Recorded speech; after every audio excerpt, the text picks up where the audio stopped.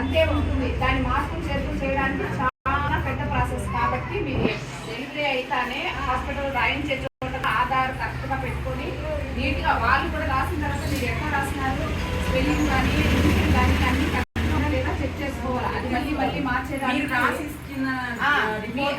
వాళ్ళు మిమ్మల్ని రాయమంటారు. వాళ్ళు కాదు, మీరు రాసిస్తేనే వాళ్ళు రాస్తారు. అది కూడా మీరు రాసి ఏం పేరు పెడుతున్నారు, మీ ఇన్షియల్ ఏది, భర్త పేరు ఇన్షియల్స్ ఉంటాయి కదా, డేట్ ఆఫ్ బర్త్ అనేది రెడీ చేస్తాం. ఒకప్పుడు బర్త్ సర్టిఫికేట్ విలువ లేదు. ఇప్పుడు ఖచ్చితంగా బర్త్ సర్టిఫికేట్ ఫారిన్ మీ బిడ్డని ఫారిన్ పంపించాలంటే కూడా ఫస్ట్ అడిగేది బర్త్ సర్టిఫికేట్. సరేనా?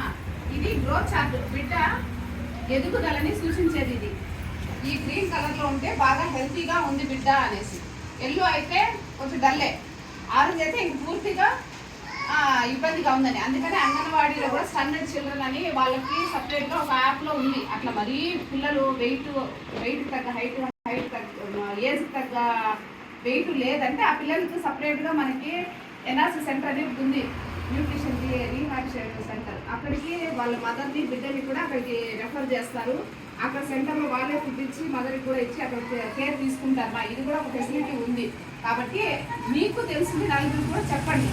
ఎవరైనా పిల్లలు చూడే తెలుస్తుంది, అబ్బా ఈ బిడ్డ ఇట్లా ఉన్నాడే మరి వీక్గా అట్లా మరి ఉండాల్సిందంటే. ఇది వ్యాక్సినేషన్ మా మీకు నెల నెల మేము వేసే వ్యాక్సిన్లో పైన అయితే డ్యూ డేట్ వేసిస్తాం. ఈ డేట్ మీరు వేసుకోవాలా అని. ఇది కంప్లీట్ అయిన తర్వాత ఈ డేట్ వేస్తాం. ఇది అయిపోయింది ఈ వ్యాక్సిన్, నెక్స్ట్ ఎప్పుడు రావాలో మళ్ళీ డేట్ వేస్తాము. ఇది 16 సంవత్సరం వరకు మనకి ఈ బుక్ పనికొస్తుంది వ్యాక్సినేషన్.